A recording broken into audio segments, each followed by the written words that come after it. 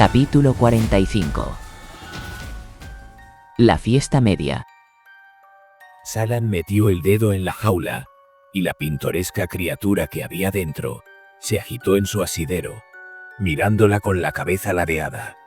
Era el ser más extraño que había visto jamás. Se alzaba sobre dos patas como una persona. Aunque tenía garras, solo tenía un palmo de altura, pero la forma en que giraba la cabeza mientras la miraba indicaba una personalidad inconfundible. La criatura solo tenía una concha pequeña en la nariz y la boca, pero lo más extraño de todo era su pelaje, un pelo verde brillante, como recortado que le cubría todo el cuerpo. Mientras la observaba, la criatura se volvió y empezó a picotearse el pelaje.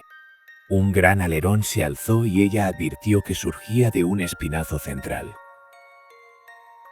«¿Qué le parece mi pollo a la joven dama?», dijo orgullosamente el mercader, de pie con las manos unidas a la espalda, el ancho estómago hacia adelante como la proa de un barco. Detrás, una turba de gente recorría la feria. Había tantas personas, 500, quizás, incluso más, en el mismo sitio. «¿Pollo?», dijo Salan, hurgando en la jaula con un dedo tímido. «He comido pollo antes». «No de esta raza», replicó el teleño riendo. «Los pollos que se comen son estúpidos, pero este es listo, casi tanto como un hombre, sabe hablar. Escucha, Jeksonovnon, di tu nombre». «Jeksonovnon», dijo la criatura. Salan dio un salto atrás. La palabra sonó rara por la voz inhumana de la criatura, pero era reconocible. Un portador del vacío. Susurró, llevándose la mano segura al pecho. «Un animal que habla. Harás caer sobre nosotros los ojos de los no creados». El mercader se echó a reír. «Estos bichos viven por todo Shinobar, joven dama. Si su habla atrajera a los no creados, todo el país estaría maldito». «Salan», llamó su padre, que esperaba con sus guardaespaldas en el lugar donde había estado hablando con otro mercader. La muchacha echó a correr hacia él, mirando por encima del hombro a la extraña criatura. Por raro que fuera el animal, si podía hablar, lamentaba que estuviera encerrado en aquella jaula. La feria de la fiesta media era un momento destacado del año, situada durante la media paz, un período opuesto al llanto. Cuando no había tormentas, atraía a la gente de las aldeas y villorrios cercanos. Muchos de los que asistían procedían de tierras que su padre supervisaba, incluyendo ojos claros menores que habían gobernado en las mismas aldeas durante siglos. Los ojos oscuros acudían también, naturalmente, entre ellos mercaderes, ciudadanos de primero y segundo Nan. Su padre no hablaba a menudo del tema, pero ella sabía que consideraba que sus riquezas y posición social era inadecuada. El Todopoderoso había elegido a los ojos claros para gobernar, no a esos mercaderes. «Ven», le dijo su padre. Salan lo siguió a él y sus guardaespaldas por la bulliciosa feria, situada en las posesiones de su padre a mediodía de viaje de la mansión. La llanura estaba bien resguardada y las colinas cercanas, cubiertas de árboles geya. Sus fuertes ramas producían hojas delgadas, largas picas rosadas, amarillas y anaranjadas, y por eso los árboles parecían explosiones de color. Salan había leído en un libro de su padre que los árboles absorbían crem, y luego lo usaban para que su madera fuera dura como la piedra. En la cuenca del valle habían talado la mayoría de los árboles, aunque algunos se usaban para sostener doseles de varios metros de ancho que ataban en lo más alto. Pasaron ante un mercader que maldecía mientras un viento spren revoloteaba por su recinto, haciendo que los objetos chocaran. Salan sonrió y sacó su cartera de debajo del brazo. Sin embargo, no tuvo tiempo de dibujar, pues su padre se encaminó hacia los terrenos de duelo donde, si sucedía como en años anteriores, ella se pasaría la mayor parte de la feria. «Salan», dijo, haciendo que ella corriera para alcanzarlo. A sus 14 años, la muchacha se sentía delgaducha y con una figura demasiado masculina. Como empezaba a ser mujer, había descubierto que se avergonzaba de su pelo rojo y su piel pecosa. ya que eran una marca de herencia impura. Eran colores tradicionales Beden, pero eso era debido a que, en su pasado, sus linajes se habían mezclado con los de los comecuernos de las montañas. Algunas personas estaban orgullosas de esos colores.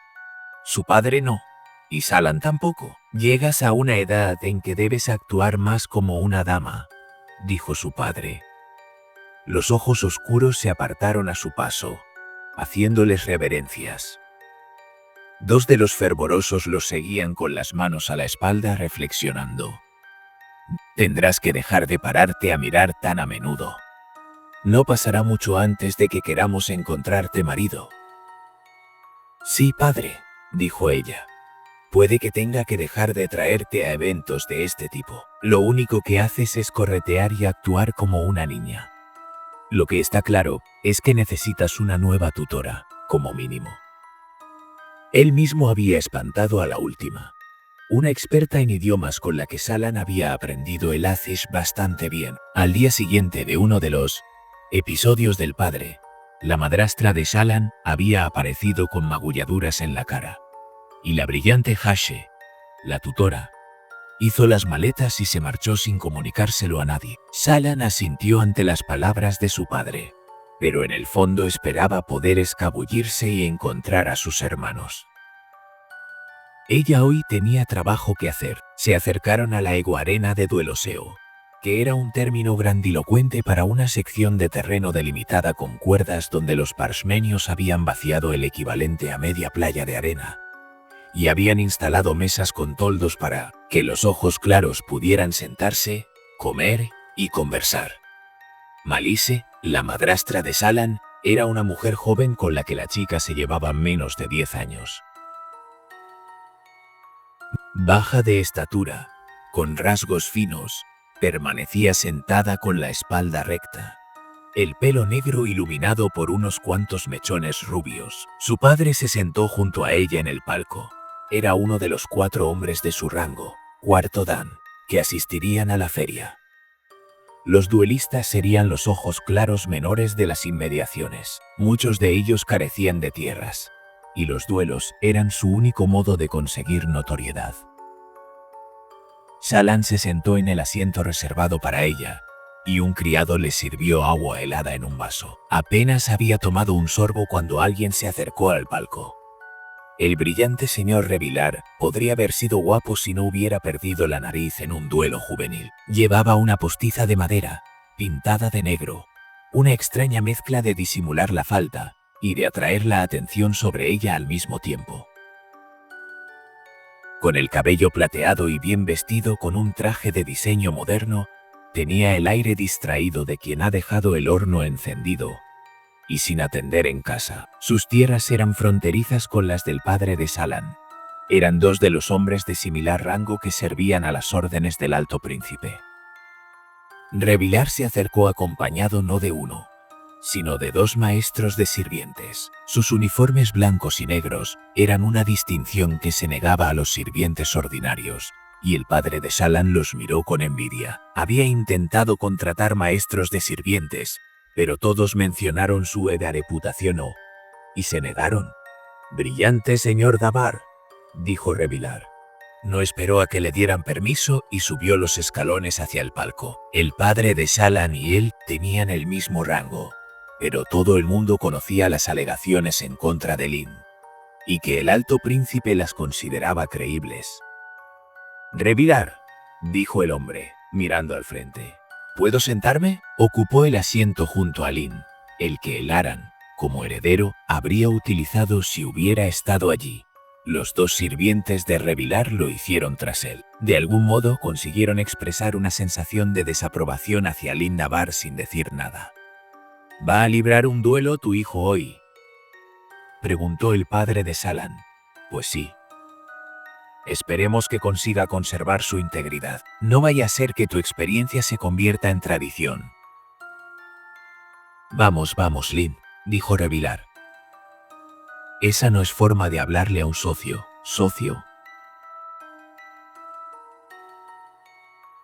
¿Tenemos negocios de los que yo no esté al corriente?». Uno de los sirvientes de Revilar, la mujer, Colocó un montoncito de páginas sobre la mesa ante Lynn.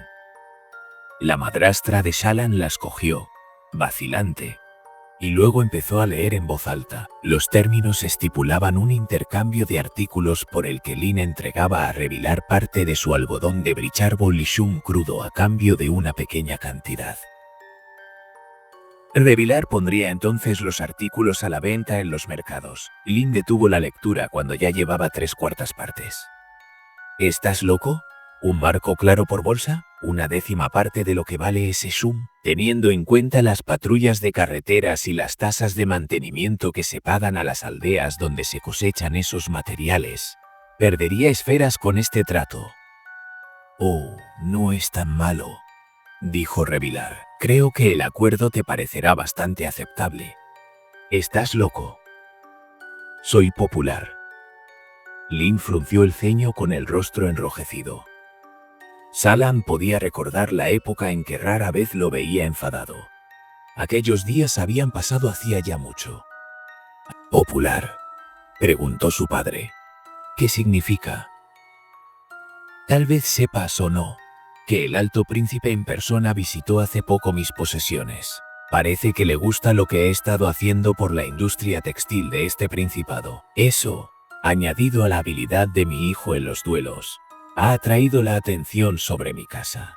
Me han invitado a visitar al Alto Príncipe en Vedera una semana de cada 10, empezando el mes próximo. En ocasiones, el padre de Shallan no destacaba por su perspicacia, pero sí tenía cabeza para la política. Eso pensaba ella al menos, aunque siempre quería creer lo mejor de él. Fuera como fuese, Lynn captó inmediatamente las implicaciones. Eres despreciable, susurró. Te quedan muy pocas opciones, Lynn, dijo Revilar, inclinándose hacia él. Tu casa está en declive, tu reputación hecha un desastre. Necesitas aliados, y yo necesito parecer un genio financiero ante el Alto Príncipe. Podemos ayudarnos mutuamente. Lynn inclinó la cabeza. Fuera del palco se anunciaron los primeros duelistas. Un combate sin importancia. Por donde paso solo encuentro esquinas, susurró Lynn. Me atrapan lentamente. Revilar empujó de nuevo los papeles hacia la madrastra de Shallan. ¿Quieres empezar otra vez? Sospecho que tu marido no me prestaba toda la atención. Miró a Shallan. ¿Es necesario que la niña esté aquí? La muchacha se marchó sin decir palabra. Era lo que quería. De todas formas, aunque le parecía mal dejar a su padre, no hablaba a menudo con ella, y mucho menos le pedía opinión. Pero parecía más fuerte cuando Shallan estaba cerca. Lynn estaba tan desconcertado que ni siquiera envió a uno de sus guardias con ella. Shallan salió del palco, con la cartera bajo el brazo, y se abrió paso entre los criados que preparaban la comida de su padre. ¿Libertad? La libertad era para Shallan tan valiosa como un brom de esmeralda, y tan rara como un larky. Apuró el paso, no fuera a ser que su padre se diera cuenta de que no había dado orden de que alguien la acompañara. Uno de los guardias del perímetro, Jix, avanzó hacia ella de todas formas, pero entonces miró hacia el palco y se dirigió hacia allí. Quizá con intención de preguntar si debía seguirla. Era mejor que no la encontrara fácilmente cuando volviera. Shallan se encaminó hacia la feria, con sus exóticos mercaderes y sus maravillosas vistas. Allí habría juegos de adivinanzas, y quizás un cantamundos contando historias de reinos lejanos. Imponiéndose a los educados aplausos de los ojos claros que contemplaban el duelo que había dejado atrás, Shallan oyó los tambores de los ojos oscuros junto con canciones y risas. Llega el trabajo es lo primero, La oscuridad se cernía sobre su casa como la sombra de una tormenta. Pero ella encontraría el sol. Estaba decidida a hacerlo. De momento eso implicaba volver a los terrenos de duelo. Rodeó los palcos abriéndose camino entre los parsmenios que se inclinaban ante ella y los ojos oscuros que asentían o le hacían reverencias, dependiendo de su rango. Por fin encontró un palco donde varias familias ojos claros de orden menor compartían espacio a la sombra. Eilita, hija del brillante señor Tabinar, estaba sentada al fondo en la zona de luz que se colaba por el lateral del palco. Observaba a los duelistas con expresión insulsa, con la cabeza ligeramente ladeada y una sonrisa caprichosa en el rostro. Sus largos cabellos eran de un negro puro. Saalan se acercó y le chistó. La otra muchacha, algo mayor que ella, se volvió frunciendo el ceño y se llevó una mano a los labios. Miró a sus padres antes de inclinarse hacia adelante. Saalan, te dije que me esperaras. ¿Has pensado en lo que te escribí? Eilita buscó en el bolsillo de su vestido y sacó una notita. Sonrió con picardía y asintió. Saalan cogió la nota. ¿Podrás escaparte? Tendré que llevar a mi doncella, pero por lo demás puedo ir donde quiera. ¿Cómo sería eso? Saalan se retiró rápidamente. Técnicamente, era superior a los padres de Eilita, pero la edad era una cosa curiosa entre los ojos claros. A veces, un niño de rango superior no parecía tan importante cuando hablaba con adultos de edad inferior. Además, el brillante señor y la brillante dama Tabinar habían estado presentes ese día. Cuando llegó el bastardo, no les agradaba su padre, ni sus hijos. Saalan se alejó de los palcos, se dirigió a la feria y, una vez allí, se detuvo, nerviosa. Cerca, un grupo de 10 sentados ante largas mesas, bebían y hacían apuestas sobre los combates. El rango más bajo de los ojos claros apenas estaba por encima de los ojos oscuros. No solo tenían que trabajar para vivir, sino que ni siquiera eran mercaderes o maestros artesanos. Eran solo gente. El Aran había dicho que había muchos como ellos en las ciudades, tantos como ojos oscuros. A Saalan eso le parecía muy extraño. De hecho, le resultaba extraño y fascinante al mismo tiempo. Ansiaba encontrar un rincón para mirar sin ser vista, sacar el cuaderno de bocetos y dejar rienda suelta a su imaginación. En cambio, se obligó a moverse por los alrededores de la feria. La tienda de la que habían hablado sus hermanos estaría en el perímetro exterior, ¿no? Los ojos oscuros que asistían a la feria la evitaban dando un rodeo, y Saalan sintió algo de temor.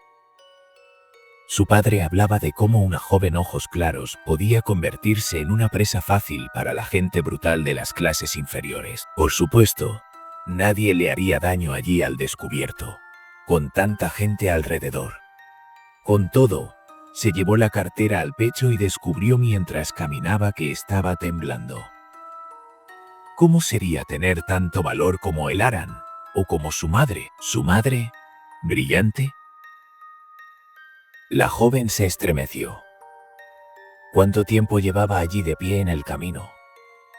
El sol se había movido. Se dio la vuelta lentamente y encontró a Jix, el guardia detrás de ella. Aunque tenía barriga y rara vez llevaba el pelo peinado, Jix era fuerte. Saalan lo había visto una vez apartar un carro del camino cuando el tiro del chul se rompió. Era guardia de su padre desde que ella recordaba. «Ah», dijo, tratando de disimular su nerviosismo. «¿Estás aquí para acompañarme? Bueno, ¿iba a llevarte de vuelta? ¿Te lo ordenó mi padre?» Jix masticó la raíz de llama, que algunos llamaban hierba obstinada.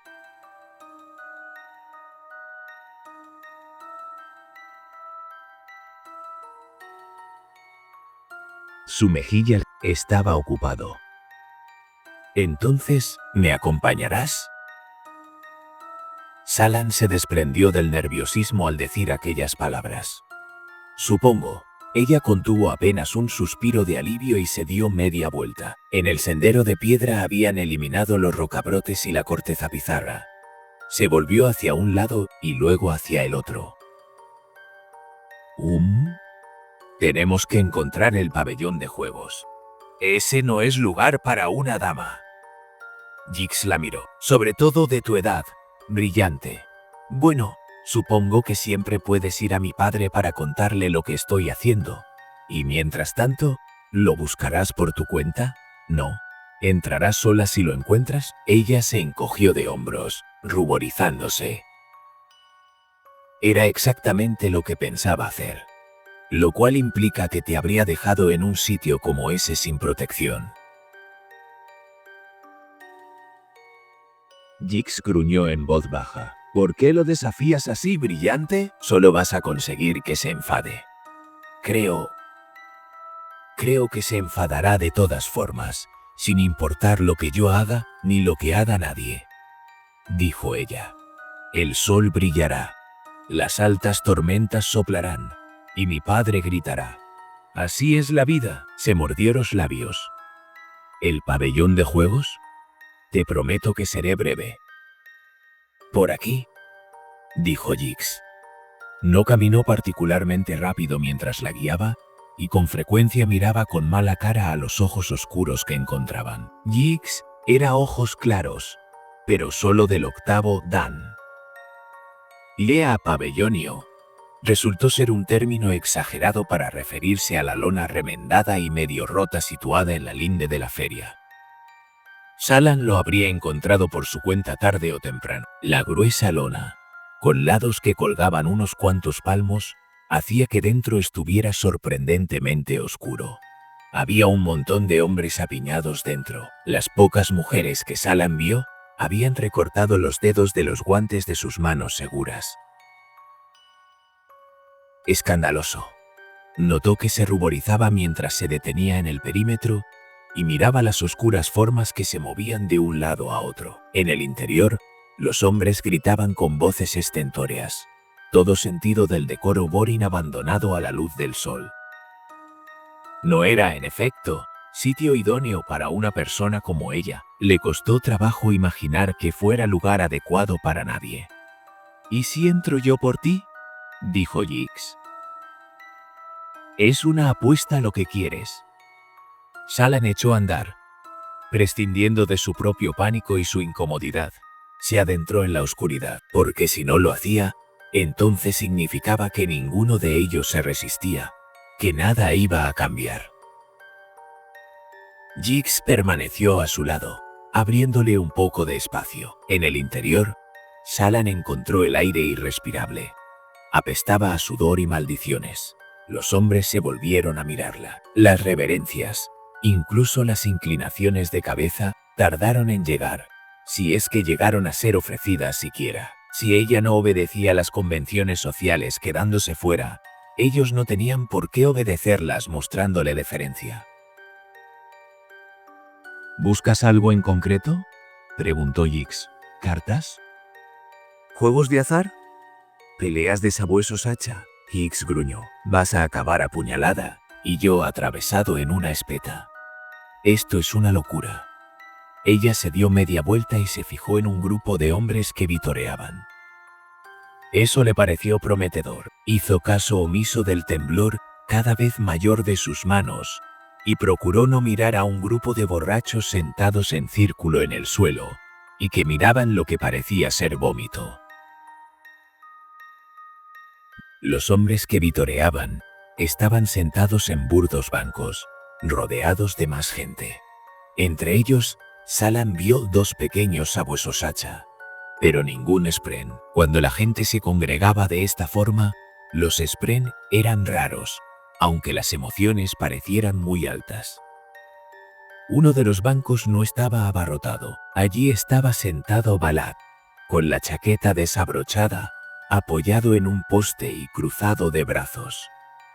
Su pelo despeinado y su figura encorvada le conferían un aspecto descuidado, pero sus ojos estaban llenos de ansia. Veía a los pobres animales matarse entre sí, y los observaba con la intensidad de una mujer que lee una novela emocionante. Salan se acercó a él. Jix se quedó atrás. Ahora que había visto a Balad, el guardia se relajó. ¿Balad?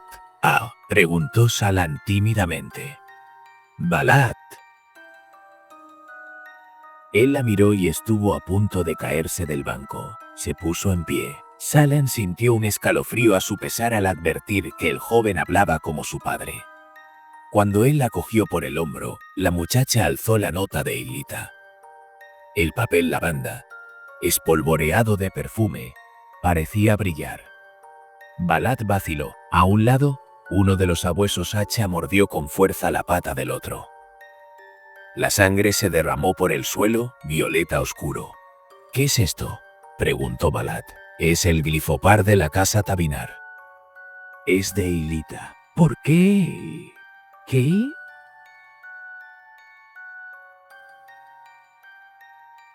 Aran rompió el sello y abrió la carta para leérsela.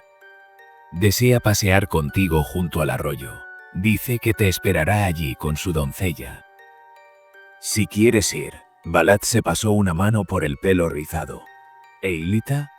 ¿Está aquí? Claro que está aquí. Como todo el mundo.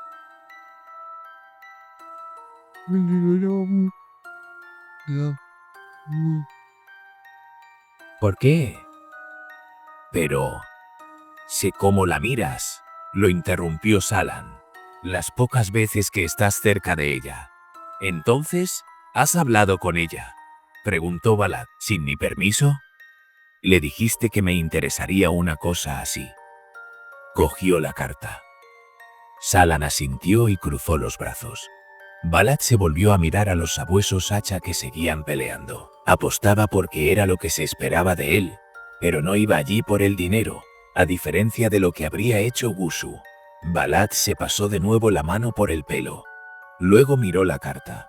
No era un hombre cruel. Salan sabía que era extraño pensar una cosa así, considerando lo que hacía en ocasiones.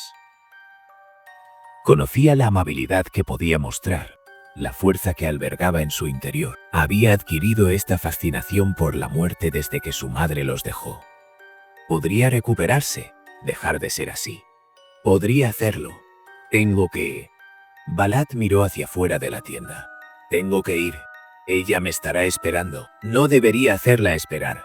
Se abotonó la chaqueta. Salan asintió ansiosamente y lo acompañó a la salida del pabellón. Jix lo siguió, aunque un par de hombres lo llamaron a voces. Al parecer era bien conocido en ese lugar. Balad salió a la luz. Parecía un hombre cambiado de repente. ¿Balad?, preguntó Salan. No he visto a Yushu ahí dentro contigo. No vino al pabellón. ¿Qué? Pensaba... No sé a dónde ha ido, respondió Balad. Se encontró con alguien justo cuando llegamos. El muchacho miró hacia el lejano arroyo que bajaba desde las alturas y abría un canal en los terrenos de la feria. ¿Qué le digo a Eilita? ¿Cómo voy a saberlo? Eres una mujer, tengo 14 años. Y, de todas formas, no se pasaría el tiempo tonteando con muchachos. Su padre le elegiría un marido. Su única hija era demasiado preciosa para malgastarla en algo tan poco sólido como su propia capacidad de decisión. Supongo que hablaré con ella sin más, dijo Balad, y echó a correr sin decir nada más. Salan lo vio marchar, luego se sentó en una roca y se puso a temblar, abrazándose. Ese lugar, la tienda, había sido horrible. Permaneció sentada largo rato, sintiéndose avergonzada por su debilidad, pero también orgullosa. Lo había hecho. Era poca cosa, pero lo había hecho. Por fin se levantó y dirigió un gesto a Jix, permitiéndole que la llevara de vuelta al palco. Su padre habría terminado ya su reunión. Resultó que había terminado esa reunión solo para comenzar otra. Un hombre a quien ella no conocía estaba sentado a su lado con una copa de agua helada en la mano. Alto, delgado y de ojos azules, cabello negro sin ninguna traza de impureza y llevaba ropas del mismo color. Miró a Salan cuando entró en el palco. El hombre se sobresaltó y dejó caer la copa. La capturó con un rápido movimiento, evitando que se derramara, y luego se volvió a mirarla boquiabierto. La expresión desapareció en un segundo, sustituida por otra de estudiada indiferencia. Torpe necio, dijo el padre de Salan. El recién llegado se dio la vuelta y habló en voz baja a Lindabar. La madrastra de Salan estaba de pie a un lado, con los cocineros. La muchacha se acercó a ella. ¿Quién es ese hombre? Nadie de importancia, respondió Malise. Dice que trae noticias de tu hermano, pero es de un dan tan bajo que ni siquiera puede mostrar un documento de linaje. ¿Mi hermano? ¿El Aran? Malice asintió.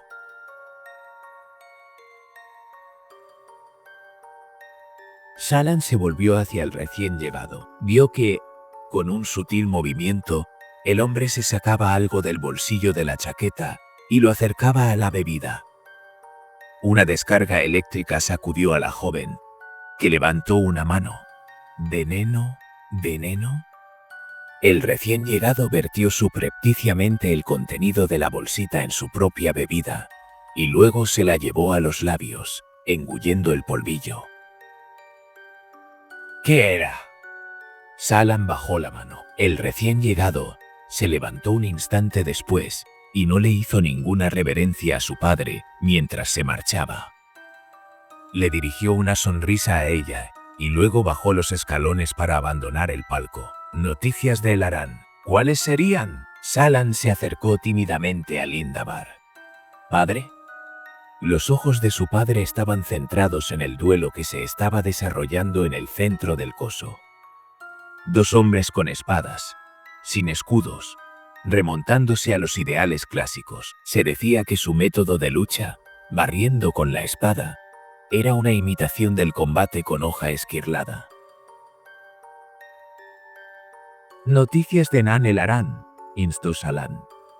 No pronuncies su nombre, Joe.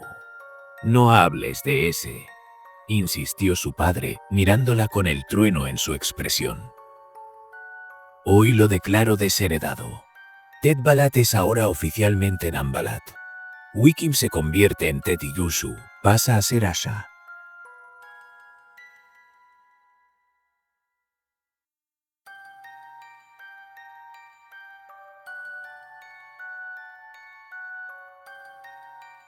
Ella sabía que, cuando su padre se comportaba de esa forma, era mejor no insistir. Pero, ¿cómo podía descubrir qué había dicho el mensajero? Se hundió en su asiento, de nuevo aturdida. Tus hermanos me evitan, dijo su padre observando el duelo. Ninguno de ellos quiere cenar con su padre como sería adecuado. Shallan cruzó las manos sobre el regazo. Jushu probablemente esté bebiendo en alguna parte, continuó Lin. Solo el padre Tormenta sabe dónde se habrá metido Balat. Wickham se niega a bajar del carruaje. Apuró el vino de su copa. ¿Quieres hablar con él? ¿No ha sido un buen día? Si fuera a verlo, ¿me preocupa lo que yo pudiera hacer? Shallan se levantó y apoyó una mano en el hombro de su padre. Él se encogió, inclinándose hacia adelante, con una mano en torno a la copa vacía. Alzó la otra mano y palmeó la de ella con la mirada perdida. Lo intentaba. Todos lo hacían. Shallan fue en busca del carruaje, que estaba aparcado junto a otros más cerca de la colina occidental. Allí se alzaban árboles Heya, cuyos troncos endurecidos tenían el color marrón claro del crem. Las agujas brotaban como un millar de lenguas de fuego de cada rama, aunque las más se contrajeron cuando ella se acercó. Le sorprendió ver a un bisón acechando en las sombras. Suponía que todos los de la zona habrían sido atrapados ya. Los cocheros jugaban a las cartas cerca. Algunos de ellos tenían que quedarse y vigilar los carruajes. Aunque Shallan había oído a Ren hablar de algún tipo de rotación para que todos tuvieran ocasión de disfrutar de la feria. De hecho, Ren no estaba allí en ese momento, aunque los demás cocheros se inclinaron cuando pasó. Wickham se encontraba sentado en su carruaje. El joven pálido y delgado solo era 15 meses mayor que Shallan. Compartía cierto parecido con su mellizo, pero pocas personas los confundían. Yushu parecía mayor, y Wickham estaba tan delgado que parecía enfermo. Shallan se sentó frente a él colocando su cartera en el asiento a su lado. ¿Te ha enviado nuestro padre?, preguntó Wickham. ¿O has venido en una de esas misiones piadosas tuyas? Yo ambas cosas. Wickham se volvió y miró por la ventanilla hacia los árboles, lejos de la feria. No puedes solucionar nada, Sala. Ushu se destruirá a sí mismo. Solo es cuestión de tiempo. Balad se está convirtiendo en nuestro padre, paso a paso. Malice se pasa llorando una noche de cada 2. Nuestro padre la matará un día de estos, como hizo con nuestra madre. ¿Y tú?, preguntó Salan. Fue un error decirlo, y lo supo en el momento en que las palabras salieron de su boca. ¿Yo? No estaré aquí para verlo. Ya habré muerto. Salan se rodeó con los brazos recogiendo las piernas en el asiento. La brillante Hashi la habría reprendido por esa postura tan poco digna de una dama. ¿Qué hizo ella? ¿Qué dijo? Ewa tiene razón, pensó. No puedo solucionar nada. El Aran podría haberlo hecho. Yo no. Todos se estaban destruyendo lentamente. ¿Qué ha sido?, dijo Wikim. Por curiosidad. ¿Qué se te ha ocurrido para que salvarmeo? Supongo que usaste a la muchacha con Balad. Ella asintió. Fuiste muy clara al respecto, señaló Wikim, con las cartas que le enviaste. ¿Y hay de él? Tengo una lista con los duelos de hoy, susurró Salan. Se muere de ganas de luchar. Si le enseño los combates, tal vez quiera ir a verlos. Primero tendrás que encontrarlo, adujo Wikim con una mueca de desdén. ¿Y yo? Tienes que saber que en mi caso ni las espadas ni las caras bonitas servirán de nada. Sintiéndose como una idiota, Salan rebuscó en su cartera y sacó varias hojas de papel. ¿Dibujos? ¿Problemas de matemáticas? Wikim frunció el ceño y cogió las hojas, rascándose la mejilla con aire ausente mientras examinaba los problemas. No soy fervoroso. No estoy dispuesto a permanecer encerrado y que me obliguen a pasar el resto de mis días convenciendo a la gente para que escuche al Todopoderoso, que sospechosamente no tiene nada que decir por sí mismo. Eso no significa que no puedas estudiar, alegó Salan. Recopilé estos problemas de los libros de nuestro padre, ecuaciones para determinar la cadencia de las altas tormentas. Los traduje y simplifiqué la escritura a glifos para que puedas leerlos. Pensé que podrías tratar de calcular cuándo se producirían las siguientes. Él repasó las páginas. Lo has copiado y traducido todo, incluso los dibujos. Tormentas, Salan. ¿Cuánto tiempo has tardado en hacer esto? Ella se encogió de hombros. Había tardado semanas, pero si había algo de lo que no andaba nunca escasa era de tiempo. Se pasaba los días sentada en los jardines, las tardes sentada en su habitación. Recibía la visita ocasional de los fervorosos para alguna pacífica lección sobre el Todopoderoso. Era bueno tener algo que hacer. Esto es una estupidez, masculló Wikim bajando los papeles. ¿Qué imaginas que podrías conseguir? No puedo creer que desperdiciaras tanto tiempo en esto. Salan inclinó la cabeza y luego, reprimiendo las lágrimas, bajó del carruaje. Era horrible, no solo las palabras de Wikim, sino la forma en que sus emociones la traicionaban. No podía controlarlas. Dejó atrás los carruajes, esperando que los cocheros no la vieran secarse los ojos con la mano segura. Se sentó en una piedra y trató de calmarse, pero fracasó, y las lágrimas fluyeron libremente. Volvió la cabeza a un lado cuando unos cuantos parshmenios pasaron corriendo, llevando a los sabuesos hacha de sus amos. Habría varias cacerías como parte de las festividades. Sabueso hacha, dijo una voz tras ella. Salan dio un respingo con la mano segura en el pecho, y se volvió. Él estaba apoyado en la rama de un árbol, ataviado con su traje negro. Se movió cuando ella lo vio, y las hojas afiladas a su alrededor se retiraron en una oleada de rojo y naranja evanescente. Era el mensajero que había hablado con su padre poco antes. Me preguntaba si alguno de vosotros encuentra raro el término, dijo el mensajero. ¿Sabéis lo que es un Dade Hachao? Pero, ¿y lo que es un Nade Asabueso? ¿Por qué es importante?, preguntó Salan. Porque es un término, replicó el mensajero. Un simple término que encierra todo un mundo, como un capullo que espera abrirse. La estudió. No esperaba encontrarte aquí. Yo.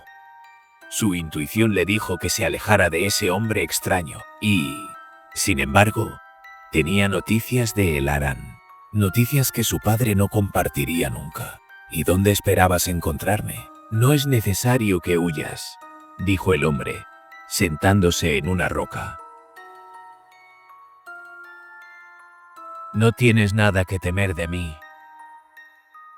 En cuanto a hacer daño a la gente, soy un completo desastre. Debe de ser cosa de mi educación. ¿Tienes noticias de mi hermano Elaran? El mensajero asintió. Es un joven muy decidido. ¿Dónde está? Haciendo cosas que considera muy importantes. No le arriendo la ganancia, ya que nada me parece más aterrador que un hombre que intenta hacer lo que ha decidido que es importante.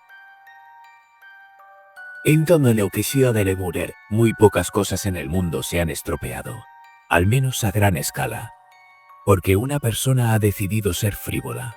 Pero, ¿se encuentra bien?, preguntó ella. Bastante bien. El mensaje para tu padre era que tiene ojos cerca y está vigilando. No era extraño que eso hubiera puesto a Lin de tan mal humor.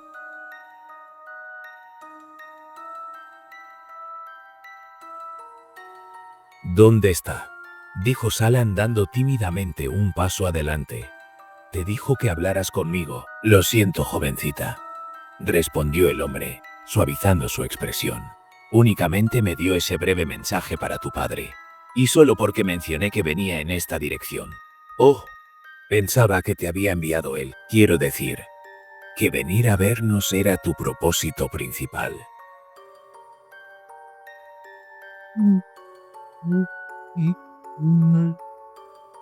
Resulta que así era.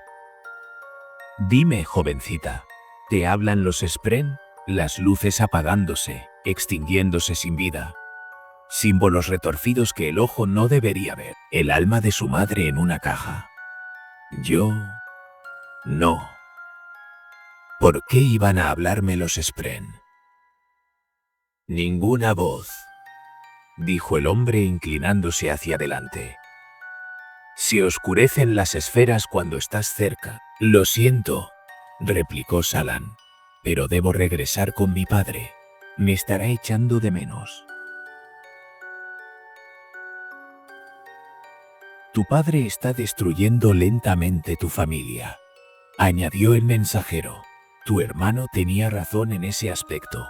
Se equivocaba en todo lo demás, como por ejemplo, mira. El hombre señaló hacia los carruajes. Ella estaba en el ángulo adecuado para poder ver a través de la ventanilla del vehículo de su padre. Entornó los ojos. En el interior, Wickham estaba inclinado hacia adelante, usando un lápiz de la cartera que ella había olvidado. Resolvía los problemas matemáticos que Salan le había dejado. Estaba sonriendo. Calidez. La calidez que la joven sintió, un brillo profundo, fue como la alegría que había conocido antes, mucho tiempo atrás. Antes de que todo se torciera. Antes de lo de su madre. Dos ciegos esperaban al final de una era, susurró el mensajero, reflexionando sobre la belleza. Se hallaban sentados en la cima de la montaña más alta del mundo, observando la tierra sin ver nada. ¿Pueden quitarle la belleza a un hombre y yo?, le preguntó el primero al segundo. ¿Y yo? ¿Me la quitaron a mí?, respondió el segundo. Pues no puedo recordarla. Este hombre se había quedado ciego en un accidente en la infancia. Rezo al Dios de más allá cada noche para que me devuelva la vista, para poder encontrar de nuevo la belleza. Yo. ¿Es la belleza algo que se ve entonces?, preguntó el primero. Yo, naturalmente. Esa es su naturaleza. ¿Cómo puedes apreciar una obra de arte sin verla? Yo. Puedo oír una obra musical, dijo el primero. Yo. Muy bien, puedes oír algunos tipos de belleza, Pero no se puede conocer la belleza plena sin la vista. Solo puedes conocer una pequeña porción de belleza. Yo, una escultura, dijo el primero. No puedo sentir sus curvas y planos, el toque del cincel que transformó la piedra en una maravilla poco común. Yo, supongo, dijo el segundo, que puedes conocer la belleza de una escultura. Yo. ¿Y la belleza de la comida? ¿No es una obra de arte cuando un maestro cocinero crea una obra maestra para deleitar los sabores? Yo, supongo, dijo el segundo, que puedes conocer la belleza de la obra de un maestro cocinero. Yo. ¿Y qué hay de la belleza de una mujer? Dijo el primero. No puedo conocer su belleza en la suavidad de su caricia, la amabilidad de su voz, la perspicacia de su mente cuando me lee filosofía. ¿No puedo conocer su belleza? ¿No puedo conocer su belleza? No puedo conocer la mayoría de las formas de la belleza, incluso sin mis ojos. Yo muy bien, dijo el segundo. Pero, ¿y si te quitaran los oídos y te privaran de la capacidad de oír? Si te arrancaran la lengua, te cerraran la boca, te destruyeran el sentido del olfato? ¿Y si te quemaran la piel para que ya no pudieras sentir? ¿Y si todo lo que te quedara fuese dolor? No podrías conocer la belleza entonces. ¿Es posible arrebatar la belleza a los hombres? El mensajero se detuvo, mirando a Salan con la cabeza ladeada. ¿Qué? Preguntó ella. ¿Qué piensas tú? ¿Es posible arrebatar la belleza a un hombre si no pudiera tocar, saborear, oler, oír? ¿Y si todo lo que conociera fuese dolor? ¿Le habrían arrebatado a ese hombre la belleza? Digamos que sí, respondió el mensajero. Entonces la belleza, para esa persona, sería cuando el dolor se reduce. ¿Por qué me cuentas esta historia? El mensajero sonrió. Ser humano es buscar la belleza. Salan, no desesperes, no abandones esa labor porque haya espinas en tu camino. Dime, ¿cuál es la cosa más hermosa que puedes imaginar? Mi padre probablemente se está preguntando dónde estoy. Sígueme la corriente. Te diré dónde está tu hermano. Una pintura maravillosa entonces. Eso es lo más hermoso. Tonterías, replicó el mensajero. Dime la verdad, ¿qué es la belleza para ti? Yo... ¿Qué era? Que mi madre siga viva. Se encontró respondiendo, mirándolo a los ojos. Y estemos en los jardines, continuó Salan. Ella habla con mi padre y él se ríe y la abraza. Todos estamos allí, también el Aran. Nunca se fue. La gente que mi madre conoció, Dreder, no llegó a nuestra casa. Mi madre me quiere. Me enseña filosofía y a dibujar. Bien, asintió el mensajero. ¿Qué hay en ese lugar? ¿Cómo te sientes? Es primavera, replicó Salan, molesta. Y las enredaderas de musgo florecen con un rojo vigoroso. Desprenden un dulce aroma, y el aire está húmedo por la alta tormenta de la mañana. Mi madre susurra, pero hay música en su tono. Y la risa de mi padre no hace eco. Se alza en el aire, bañándonos a todos. Wickham se ríe cuando el Aran es alcanzado en una pierna. Está estudiando para ser fervoroso, como quería mi madre. Yo los dibujo a todos, el carboncillo roza el papel. Siento calor, a pesar del leve frío del aire. Tengo una humeante taza de sidra a mi lado, y saboreo la dulzura del sorbo que acabo de tomar. Es precioso porque podría haber sido. Tendría que haber sido. Yo. Parpadeó y las lágrimas se agolparon en sus ojos. Lo vio. Padre Tormenta. Lo vio. Oyó la voz de su madre. Vio a Gushu entregando esferas a Balat tras perder el duelo. Pero reía mientras pagaba, sin importarle la pérdida. Sintió el aire. Captó los aromas. Oyó los sonidos de los cantarines en los matorrales. Casi se hizo real. Hilillos de luz se alzaron ante ella. El mensajero había sacado un puñado de esferas y las tendió hacia ella mientras la miraba a los ojos. La vaporosa luz tormentosa brotó entre ellos. Salan alzó los dedos mientras la imagen de su vida ideal la envolvía como una manta. Ionowu retrocedió un paso. La luz brumosa se desvaneció. Ya veo, dijo el mensajero en voz baja. No entiendes todavía la naturaleza de las mentiras.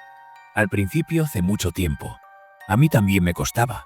Las esquirlas aquí son muy estrictas. Tendrás que ver la verdad, niña, antes de poder ampliarla. Igual que un hombre debe conocer la ley antes de quebrantarla. Las sombras del pasado de Salan se removieron en las profundidades, emergiendo apenas un instante hacia la luz. ¿Podrías ayudarme? No. Ahora no. Para empezar, no estás preparada, y yo tengo trabajo que hacer. Otro día.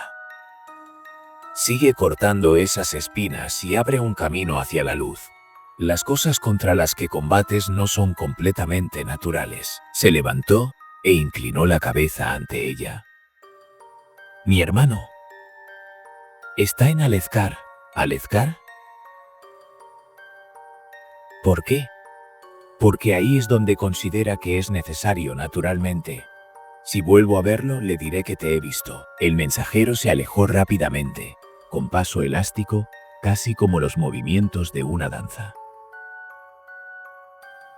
Salan lo contempló mientras él se marchaba. Lo que había en su interior se apaciguó de nuevo, regresando a las partes olvidadas de su mente. Se dio cuenta de que no le había preguntado al hombre cómo se llamaba.